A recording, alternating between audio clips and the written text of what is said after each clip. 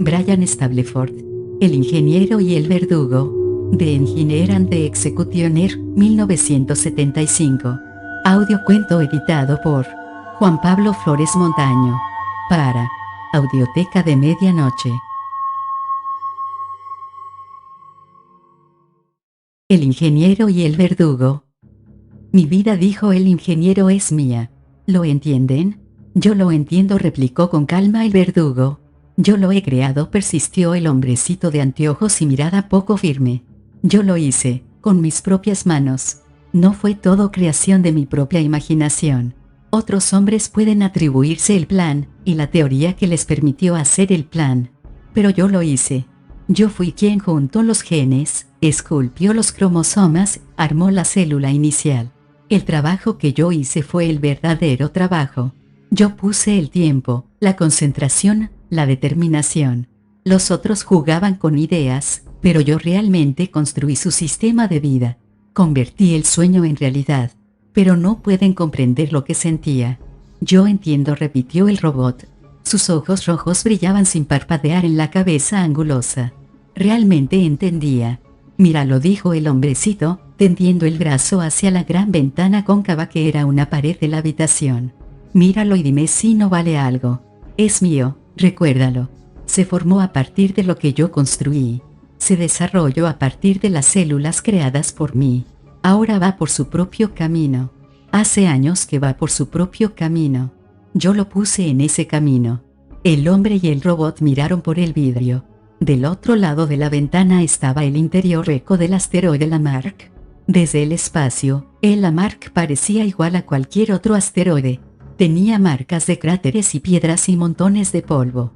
Pero era hueco, y dentro de él había un entorno herméticamente sellado, cuidadosamente controlado, de simulación de la Tierra. Tenía aire y agua cuidadosamente transportados desde la Tierra y luz de las grandes baterías que atrapaban la energía solar en el exterior del planetoide y lo liberaban nuevamente en su interior.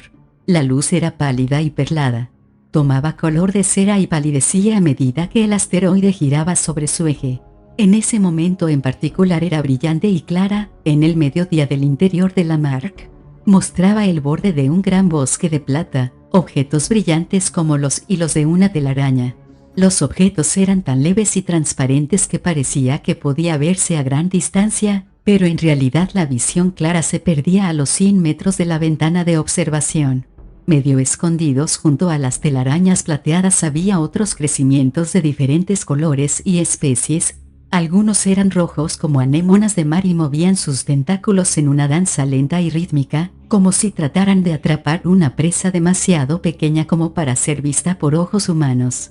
Había pálidas esferas de color amarillo limón moteadas de colores más oscuros, suspendidas dentro del marco de los filamentos plateados. Había varas rectas de colores diversos que crecían en manojos geométricamente regulares a intervalos al azar. Había objetos que se movían, también, pompones que volaban por el aire y seres diminutos como peces tropicales que flotaban en el gigantesco recipiente de aire. No parecía haber vida que se arrastrara, ni que caminara. Todos los objetos móviles volaban o flotaban. La cubierta externa del asteroide era tan delgada que prácticamente no había fuerza de gravedad en la vasta cámara. No había arriba ni abajo. Solo había superficie y lumen. El sistema de vida está entre la comunidad, el organismo y la célula, dijo el ingeniero.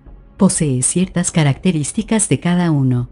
El método de reproducción empleado por el sistema de vida es tan único como para hacer imposible una clasificación estricta por medio de los términos que aplicamos a los tipos de material orgánico de la Tierra.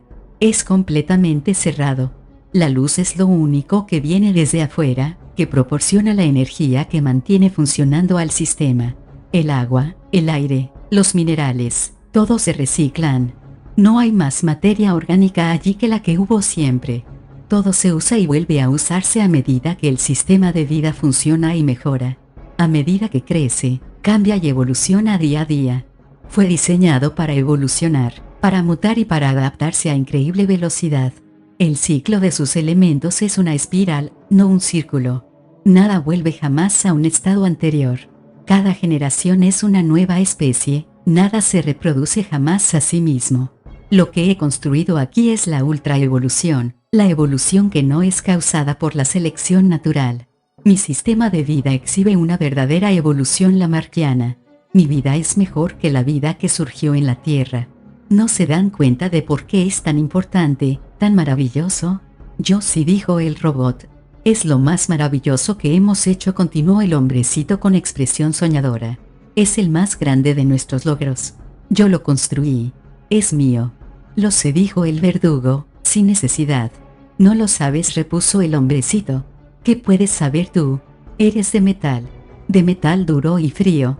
No te reproduces. Tu especie no tiene evolución. ¿Qué sabes tú sobre los sistemas de vida? No puedes saber cómo es vivir y cambiar, soñar y construir. ¿Cómo puedes pretender saber lo que quiero decir? Trato de comprender.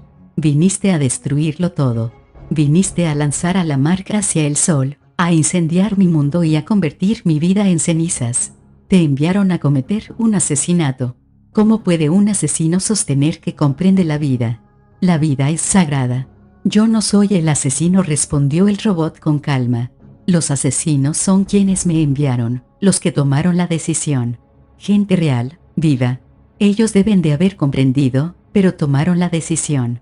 El metal no toma decisión. El metal no asesina. Solo vine a hacer lo que me ordenaron. No pueden ordenarte que me mates, dijo el hombre de anteojos, en voz baja y petulante. No pueden hacerte destruir mi trabajo. No pueden arrojarme al sol. Cometer un asesinato está en contra de la ley. Un robot no puede actuar en contra de la ley. A veces la ley debe ser ignorada, replicó el robot. Consideraron que era demasiado peligroso permitir que existiera el asteroide Lamarck. Sostenían que el experimento peligroso comenzado aquí debía ser obliterado lo más rápidamente posible, y que no se toleraría ninguna posibilidad de contaminación. Se sostuvo que el asteroide Lamarck contenía un peligro que amenaza la existencia de la vida en la Tierra. Se consideró que había peligro de que liberaran esporas desde el interior del planeta y de que pudieran cruzar el espacio. Se señaló que si eso ocurría, no había absolutamente ninguna forma de impedir que el sistema de vida de Lamarck destruyera toda la vida en la Tierra. Se llegó a la conclusión que, por más pequeña que fuera la probabilidad de que esto ocurriera, la pérdida potencial era demasiado grande como para correr cualquier riesgo. Por lo tanto, se ordenó que el asteroide Lamarck fuera arrojado hacia el Sol, y que no se permitiera que nada que hubiese estado en contacto con el asteroide volviera a la Tierra. En realidad el hombrecito no escuchaba, ya había oído eso antes. Miraba atentamente por la ventana, al bosque plateado. Sus ojos de mirada poco firme dejaron caer pequeñas lágrimas por las comisuras. No lloraba por sí mismo, sino por la vida que había creado en Lamarck. ¿Pero por qué?, protestó. Mi vida es maravillosa, hermosa. Significa más para la ciencia que cualquier cosa que hayamos hecho o descubierto. ¿Quién tomó esta decisión? ¿Quién quiere destruirme? Es peligroso, declaró el verdugo, obstinadamente. Debe ser destruido. A ti te han programado para que guardes el secreto, dijo el ingeniero. Tienen miedo. Incluso tienen miedo de decirme quiénes son. Esta no es obra de hombres honestos, de hombres responsables.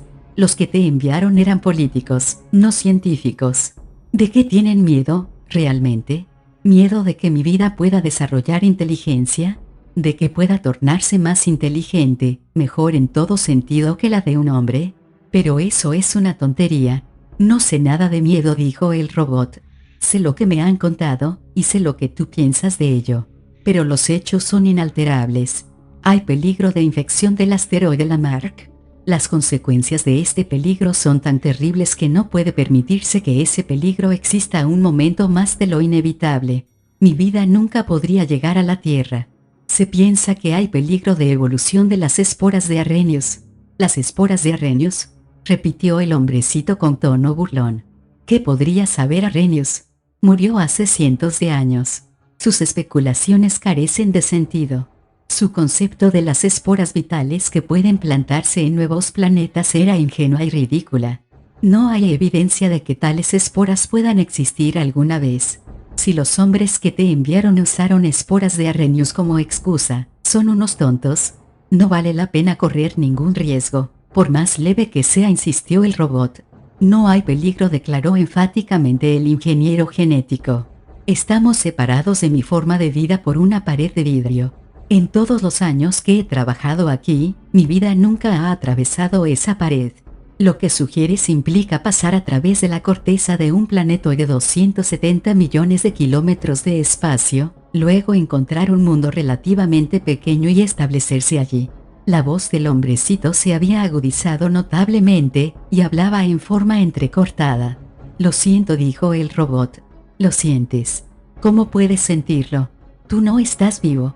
¿Cómo puedes saber lo que significa la vida, y menos aún sentir como yo siento? Estoy vivo, contradijo el verdugo.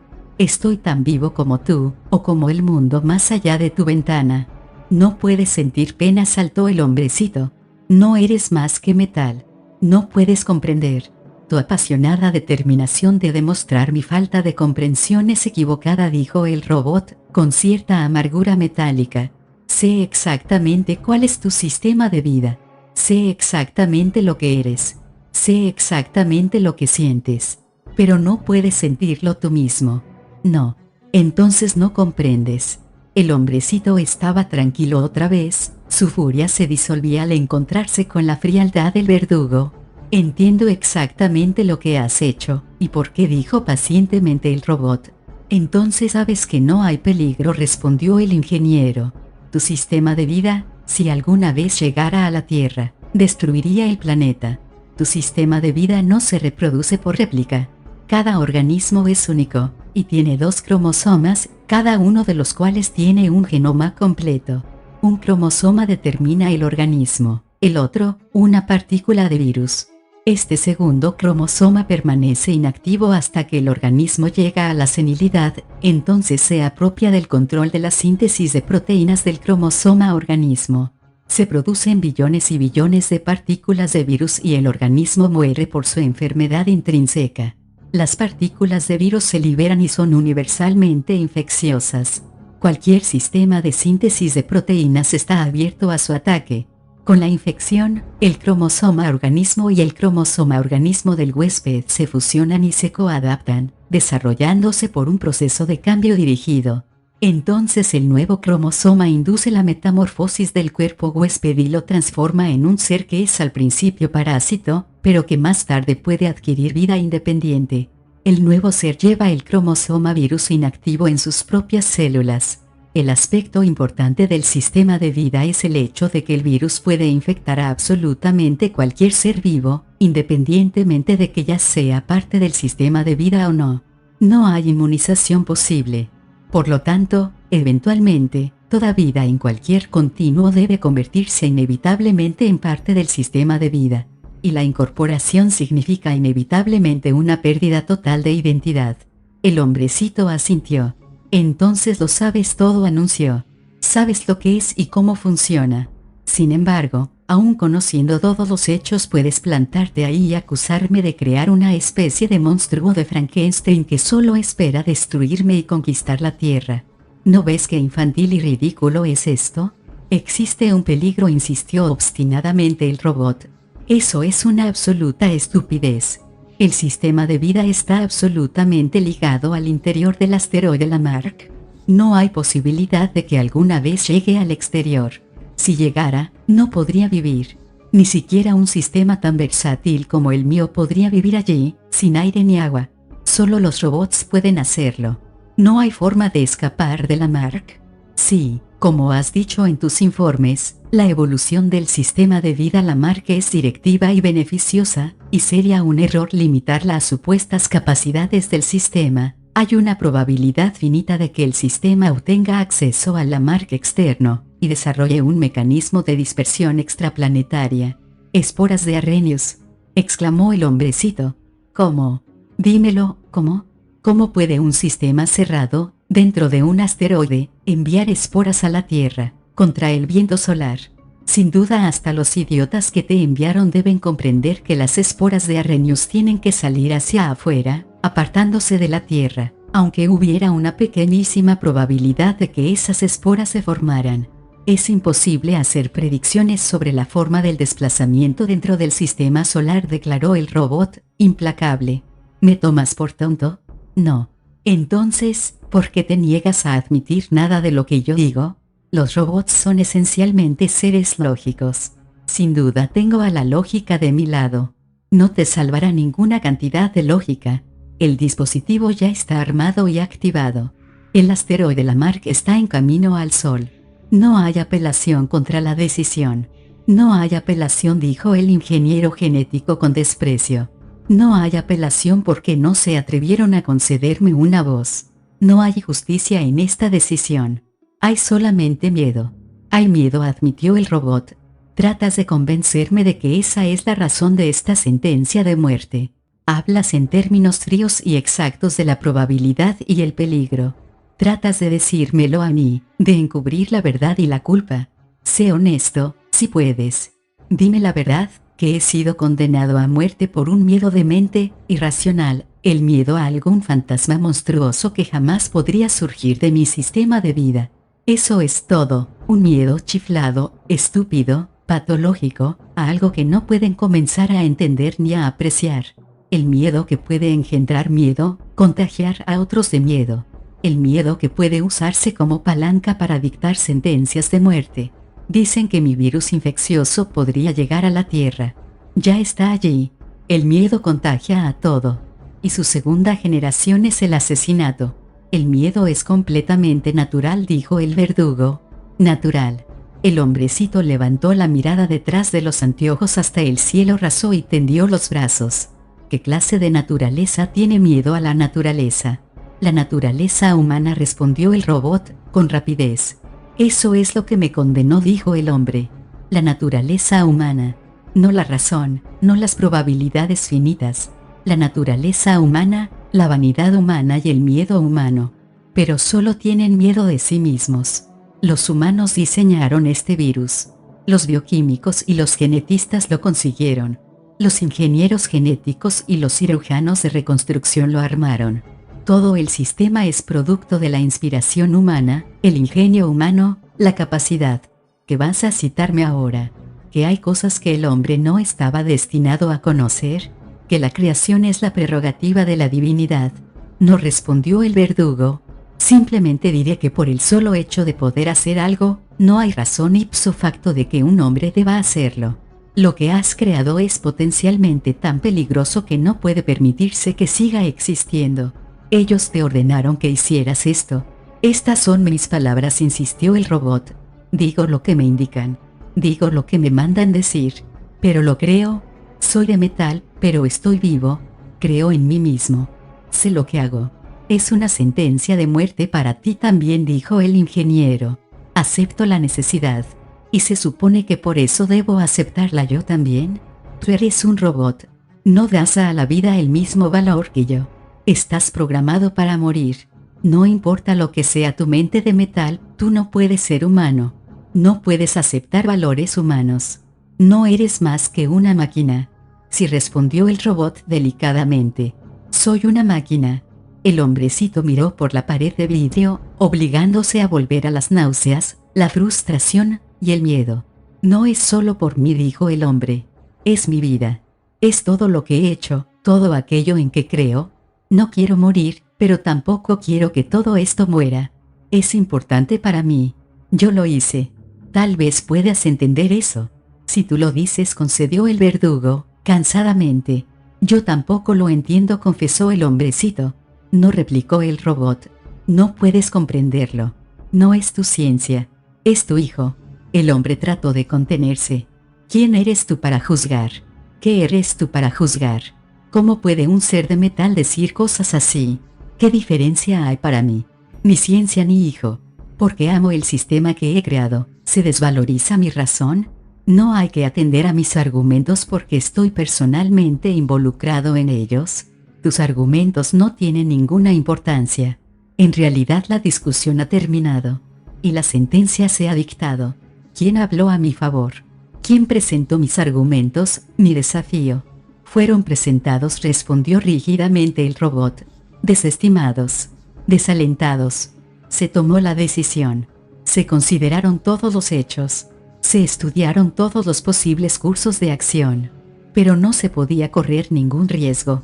El asteroide Lamarck y todo lo que se ha puesto en contacto con él deben ser destruidos. Hay que eliminar el peligro de infección. Deben de estar locos, dijo el hombrecito con expresión lejana. El miedo irracional no puede extenderse tanto. Ni siquiera se contenta con adueñarse de mi vida. Además deben matarme. Deben asesinar además de destruir. Sin duda eso significa que tienen miedo de mí, de lo que yo podría decir. Qué tenues deben de ser sus argumentos, si se atreven a no permitir que se oiga mi voz. Tienen miedo de las esporas, repuso el robot. Tú has estado en contacto personal con el sistema.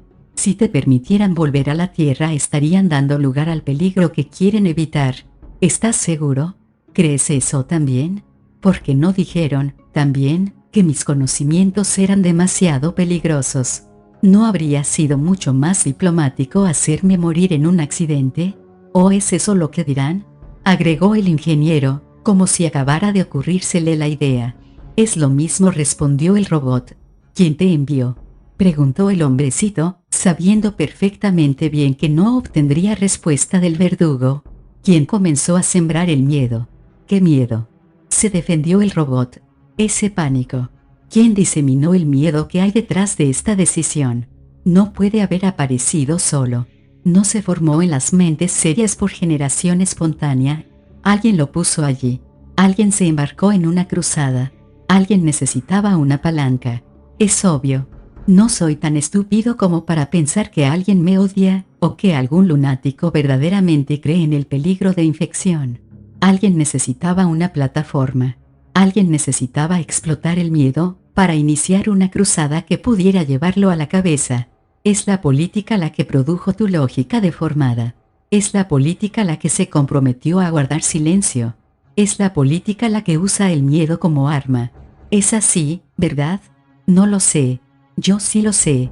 El miedo no aparece de pronto, totalmente formado. Es necesario extenderlo, como a un virus. Es necesario nutrirlo, inyectarlo. Es parte de la actividad política. Plantarlo, cultivarlo, comprarlo y venderlo. Estás diciendo cosas sin sentido, dijo el robot con tono sensato. Dime que no entiendes, sugirió el hombrecito, y rió. El robot no rió. De nada vale, repuso el robot, tratar de hacerme cambiar de idea. Puedes desvalorizar mis argumentos, porque la decisión ya se ha tomado. La sentencia ya se ha cumplido. El hombre se apartó de la pared de vidrio y fue hacia la puerta. Nada de lo que hagas te servirá, dijo el robot. Si vas a buscar el arma que tienes en el escritorio, no te molestes, no puedes hacer nada. El aparato fue implantado y activado antes de que yo llegara aquí. Lamarck ya está muerto. El hombrecito se detuvo y volvió la cabeza. No iba a buscar el arma, dijo. El robot no pudo sonreír. Sigue adelante, entonces, dijo el verdugo. Ve a hacer lo que quieres. El hombrecito salió, y el robot volvió sus ojos rojos a la pared de vidrio. Observó en silencio el bosque sedoso. Más allá y dentro de los hilos plateados que conformaban un organismo había otros organismos, otras fracciones de organismos. El robot no trató de verlas. No le interesaban.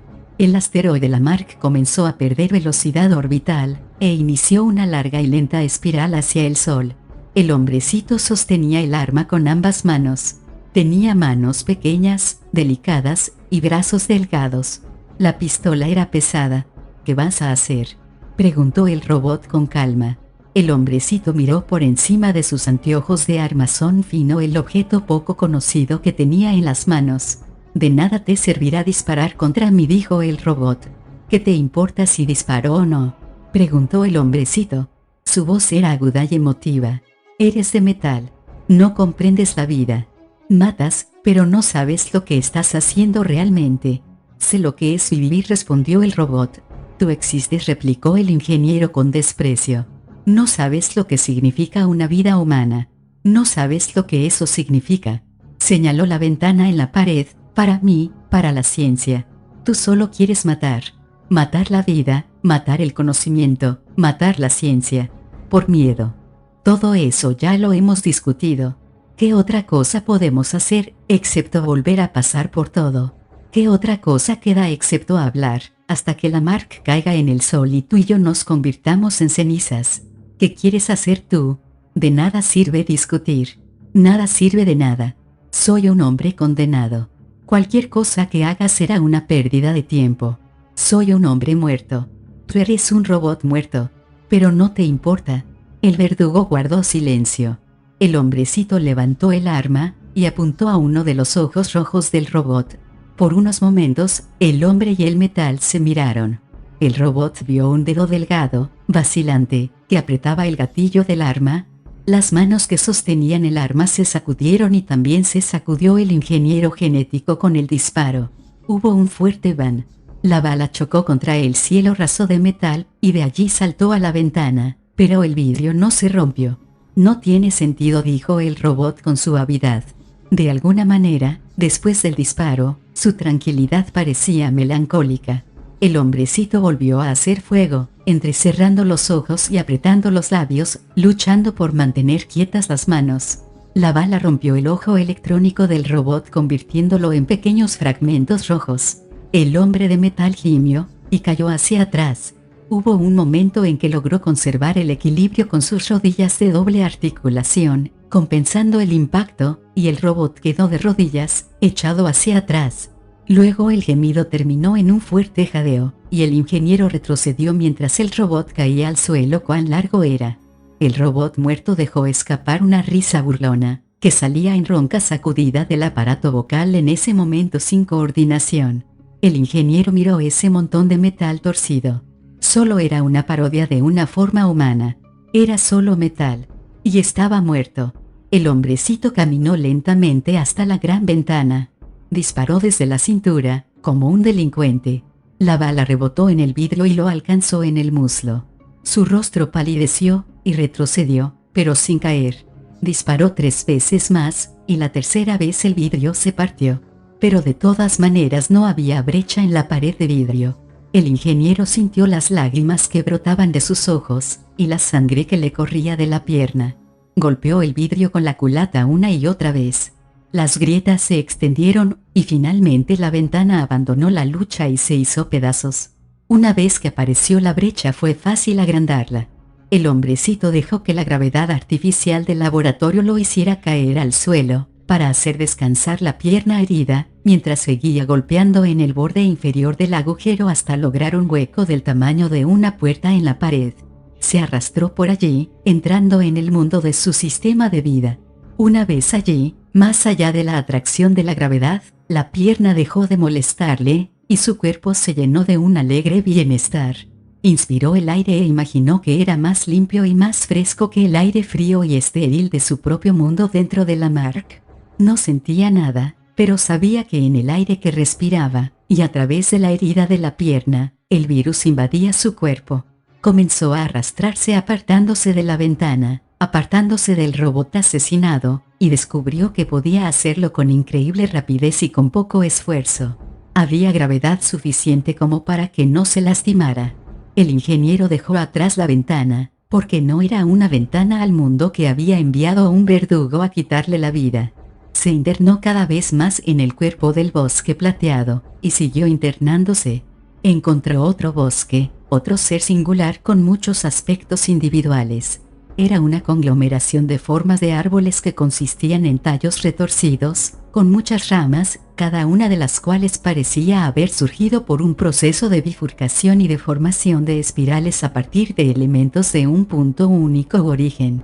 Cada una de las ramas terminaba en un pequeño esferoide parecido a un ojo. Las ramas eran de igual grosor y de suavidad y dureza de vidrio. A primera vista, todo el bosque parecía petrificado, pero había vida allí, y crecimiento. Nada se petrificaba en el sistema de vida de la Mark. Dentro de los globos en los extremos de las ramas, el ingeniero percibía movimiento, y cuando se detuvo a mirar con más atención, vio una especie de humo móvil que solo podía ser una corriente citoplasmática. Percibió regiones más oscuras que eran núcleos y organelas. Llegó a la conclusión de que los esferoides eran los elementos vivos de un colmena colonial, que construía los tallos que los producían a partir de materia puramente inorgánica. Luego siguió penetrando, volando por momentos a través del pequeño bosque, y luego entrando en otro bosque, y otro. Había perdido de vista la ventana hecha pedazos, y no veía la batería de células solares que eran la única evidencia de interferencia humana en el sistema de vida de Lamarck. Estaba solo, un desconocido en el mundo que él había construido. Flotó hasta detenerse, y se hundió lentamente hasta la alfombra de diminutos organismos únicos. Quedó allí tendido, exhausto, escuchando los latidos de su corazón y admirando las maravillas que había producido su habilidad en ingeniería genética. Vio una planta gigante, a no mucha distancia, que debía de haber cubierto un área mucho más grande de suelo que cualquiera de los llamados bosques. Era de tal complejidad que estaba construida en hileras en el aire. La capa inferior consistía en un denso enredo de ramas retorcidas de color claro y continuidad pareja, bastante parecidas a los filamentos del bosque de seda. Los delgados hilos se entretejían para formar un almohadón de densidad variable. Por encima de ese almohadón había una alfombra más floja, seriada, de elementos más gruesos y de color más oscuro, pero de textura pareja similar. Los hilos se agitaban suavemente, y parecían muy flexibles. Desde ese estrato aéreo se extendían torres de pequeños elementos esféricos, mantenidos en posición vertical por alguna fuerza adhesiva invisible. Esas células esféricas se producían continuamente por brotes en los filamentos. Las esferas de la parte superior perdían constantemente la misteriosa adhesión y flotaban a la deriva, cayendo muy lentamente, elevándose de tanto en tanto para volver a caer. Eventualmente, explotaban en nubes de partículas de virus pequeñas hasta tornarse invisibles. En dirección opuesta, el ingeniero veía otro vasto crecimiento, con el aspecto de un árbol con frutas que parecían piedras preciosas. Surgía de un profundo lecho de lodo, un extenso almohadón que habría parecido hostil a la vida si no hubiera sido parte del sistema de vida de Lamarck. Entrecerrando los ojos, el hombrecito percibía miles de cuerpos como varas que se movían al azar dentro del cuerpo de lodo. El árbol mismo era esbelto y muy hermoso por la forma de sus curvas y sus ramas. Las ramas eran translúcidas, pero no totalmente claras, porque en ciertos puntos contenían cuerpos como varas, encapsulados, encerrados como moscas en ámbar. El ingeniero imaginó que el ámbar estaba formado de lodo cristalino. En el extremo de cada rama había una gran joya esférica o elíptica, encerrada dentro de una fina membrana. Había movimiento dentro de cada gema, y parecían los ojos multifacéticos de alguna extraña bestia. El ingeniero miraba, maravillado y enamorado de todo. El asteroide Lamarck entró en la órbita de Marte. El ingeniero dormía, y durante el sueño murió. El virus trabajaba dentro de él. Invadía las células, penetraba los núcleos. Se apoderaba de la producción de proteínas, mataba, y mientras todavía estaba matando, comenzaba a reconstruir y a regenerar. El segundo cromosoma de virus y los 46 cromosomas humanos formaron un complejo, y el DNA dentro de ellos comenzó a sufrir metamorfosis químicas a medida que cambiaron las bases y los genes se remodelaban. Mientras se creaba el nuevo genotipo, el virus esculpía, estimulaba y respondía. Mutaba y hacía pruebas. El sendero de la generación del nuevo ser se corregía continuamente. En conjunción con la metamorfosis química llegó el cambio físico. El cuerpo del ingeniero comenzó a fluir y a distorsionarse. Un nuevo ser nacía y crecía dentro de él, alimentándose de él. El virus probó la viabilidad de lo que estaba construyendo su segundo conjunto de cromosomas, y el ser que surgía estaba perfectamente diseñado para cumplir su tarea. El proceso que tenía lugar dentro del cadáver del hombrecito estaba mucho más allá del proceso elemental que había construido el ingeniero. La rapidez e evolución del sistema de vida Lamarck había aumentado mucho la velocidad, la agilidad y la eficiencia de la metamorfosis. El nuevo ser absorbió al ingeniero, y avanzó lentamente hacia la madurez. El asteroide Lamarck cruzó la órbita de la Tierra. El cuerpo del hombrecito había perdido la mayor parte de su sustancia. El rostro se había ensanchado en una sonrisa de calavera, y el ridículo par de anteojos estaba ladeado sobre el brillante puente blanco de la nariz. El cerebro había desaparecido totalmente del cráneo, y también había desaparecido toda la parte inferior del abdomen. Las piernas eran finas cuerdas de músculos atrofiados. Las costillas estaban reducidas a diminutas varitas fijadas a lo que alguna vez había sido la columna vertebral. Solo había polvo donde antes se encontraban los órganos internos. Por encima del cadáver volaba algo alado, como un murciélago, probando sus fuerzas. Tenía cuerpo pequeño, pero cráneo grande, y un diminuto rostro, extrañamente humano y arrugado, sin ojos. El rostro se movía continuamente como si expresara emociones desconocidas, y el ser produjo un pequeño sonido, agudo como una risita. Se apartó de los restos de su padre, y voló velozmente por los extraños bosques del interior de Lamarck en grandes círculos. Finalmente, encontró el bosque de plata, y se posó en una rama muy cerca de la pared de vidrio destrozada. Quedó inmóvil. Nunca había comido. No estaba equipado para comer. Había nacido solo para realizar una pequeña tarea para el sistema de vida Lamarck, y luego morir otra vez. Entretanto, las plantas de Lamarck interno habían pasado por el hueco que el ingeniero había abierto para ellas. Habían explorado sus laboratorios, sus bibliotecas, su dormitorio, su oficina.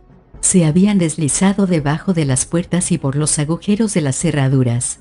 Solo había un lugar a donde no podían llegar, que era el mundo de Lamarck externo, más allá de la gran zona de hierro a prueba de aire que no tenía grietas ni llave. Las plantas morían, y luego renacían. Se formaban nuevos tipos de plantas alrededor de la puerta de hierro y sobre la puerta, plantas que construían sus paredes similares de hierro puro. Con eficiencia vegetal, comenzaban a disolver la zona hermética a prueba de aire. La criatura alada comenzó a esparcir pequeños objetos que llevaba en el abdomen. Un esfínter pulsaba y pulsaba, centenares de contracciones por minuto, y cada pulso liberaba otra partícula. Las partículas flotaban en el aire, demasiado livianas para la escasa gravedad que las atraía al suelo. El aire del bosque de plata se llenó de ellas. El asteroide Lamarck cruzó la órbita de Venus. Se formaron agujeros en la puerta externa de la zona hermética. La puerta interna había desaparecido totalmente. Comenzaba a escaparse el aire, pero antes de que la situación se tornara dramática, los agujeros ya eran grandes como puños. Como todos los otros miembros del sistema de vida Lamarck, los consumidores de hierro eran rápidos y eficientes. El filtrado se convirtió en una inundación. Junto con él, el aire recibía las pequeñas partículas producidas en cientos de millones por la criatura alada. Lamarck era demasiado pequeño como para contener la atmósfera que inundaba la desolación de su superficie externa. Se perdía el aire y con él las partículas. Mientras el Lamarck avanzaba velozmente hacia el Sol, en una espiral siempre decreciente, dejaba tras él una larga huella de esporas Arrhenius, que comenzaban a flotar perezosamente a la deriva en el viento solar. Lentamente, hacia afuera, hacia la órbita de la Tierra.